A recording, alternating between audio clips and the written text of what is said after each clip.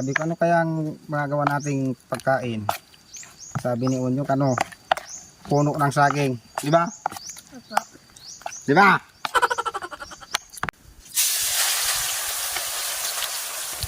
Ito mga idol ang experiment ng Bicolano.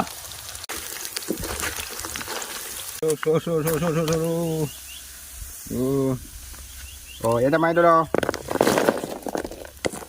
Ay, naku.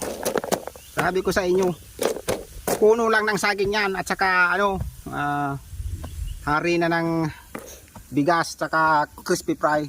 Mas tipid kasi kung may hari ng bigas. Kasi ka. Yan o. Oh, kung sino yung gusto makatikim nito, PM lang kayo. Comment lang sa baba.